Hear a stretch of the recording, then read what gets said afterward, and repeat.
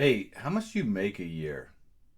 My name is Bobby Buchanan, and this is Illinois Divorce TV.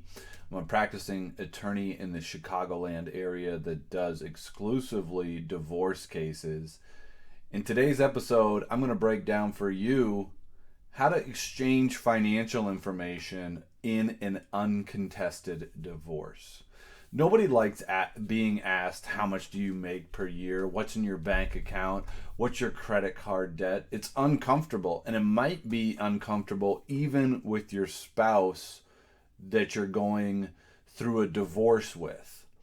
So what's the best way that you can exchange that information in an uncontested divorce without it getting too emotional or seeming too invasive?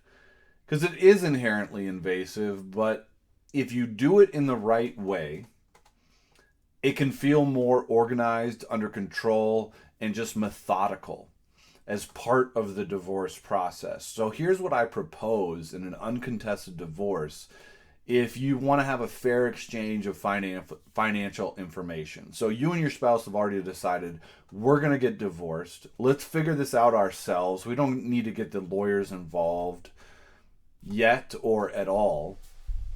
But you want to know their financial information. You agree with your spouse, let's get it out. Let's get it all out on the table. What is the best way to do that? Well, the best way is to actually use the official financial affidavit form that you would use in a contested divorce. So that form is online. All you need to do is Google Illinois Financial Affidavit Divorce, and it should pop up. Just make sure that you find the .gov link. It's illinoiscourts.gov, and you can go to the forums and you can find it. But I'm pretty sure if you Google it, it'll be the top form. Here it is, so you know what you're looking at when you see it. This is the financial affidavit form that you need to fill out in every contested divorce.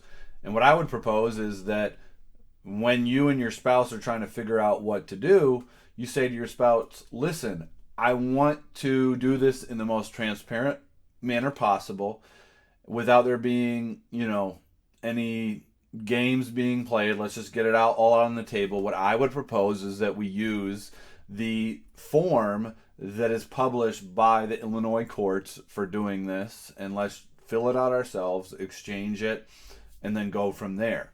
And I'll just run you through the form right now so you can see the basic information. It's pretty straightforward. At the top, you're putting your petitioner, respondent. Don't worry about that. That's not so important. Number 2 is I am the petitioner or respondent in this case. That's not even very important for the uncontested divorce scenario. We're just wanting to get this information out on the table.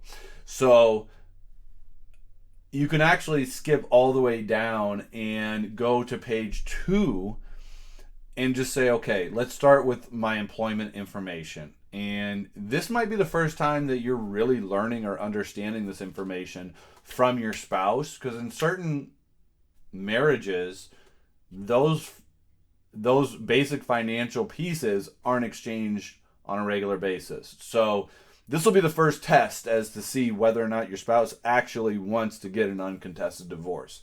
If they're not willing to give you this information, I would be very suspect, and I would certainly consider counseling with an attorney to figure out what you might be looking at, what you might be risking by not doing a financial affidavit in an uncontested divorce. So here we have employment information. If they're self-employed, there's going to be information for that, and you're filling this form out as well. So self-employment information. Then the next page we get to is going to be income information. So how much did they make last year? How much have they made year to date? How much have you made year to date? And then it starts to get a little bit more granular. We're breaking your income down by overtime, commission, tips. Depends on what kind of job you have. You and your spouse might start your uncontested divorce and agree like, hey, don't worry about all these little fields here. Let's just put the totals. and you can put the total down here. And let's not, the next page is monthly payroll deductions. Let's not worry about that. We're just trying to get a big number here, or kind of get a round number. So you might decide that's not necessary. Monthly maintenance payments, we don't need to go there yet, because this is an uncontested divorce. 9 times out of 10, there's not going to be maintenance in an uncontested divorce, unless you and your spouse are agreeing to it. But usually maintenance comes in a scenario where there's a big disparity in income. And my general advice is, when there's a big disparity in income, you really should have an attorney, especially if you're the spouse that doesn't make the income, because there's such a disparity there that you could be taken advantage of. Your spouse who does make all the money, they may be counseling with an attorney on the side, be having a lot more information than you. So if there's a disparity in income, my general advice is counsel with a lawyer. Don't do this without talking to a professional, certainly. Monthly child support payments. You can skip this part for now, because, as I said, we're using this form just to get information out on the table to start. Monthly living expenses. This could be really important. This is where you're going to learn maybe how much your mortgage is that you didn't know about in your marriage. How much is your gas bill, electric bill, those sorts of things. Where is all this money going that is being made that you're not aware of? Next, we go down transportation expenses. Again, come to an agreement with your spouse and say, listen, let's fill out this financial affidavit, but why don't we just put the big numbers? Or you might say, no, I want to fill out every single thing. I think it would be good for us to just get this out on the table. We've agreed that this marriage is over. We've agreed that we want to move on. Let's just get it out on the table. Next, personal expenses. Oh, transportation expenses. I skipped that. It does break it down into a certain level of detail. Personal expenses, medical, life insurance, and then we have minor and dependent children expenses. This could be really important to figuring out what you're doing when you're co-parenting. How much money is going to raising the children? So depending on what you want to do with your spouse, as far as this financial affidavit, this could be key information. And then there's health insurance. Certainly understanding the health insurance is important, so you can figure out what you're doing in the next chapter. All right, so that's kind of income expenses done, and that's three-quarters, 2/3 of the form. The next thing is debts and assets. So the first section in the debts and assets section is my debt. So you're going to be putting down credit cards, how much is owed, what's the monthly minimum payment, what is being paid monthly. A lot of people don't do this when they're married.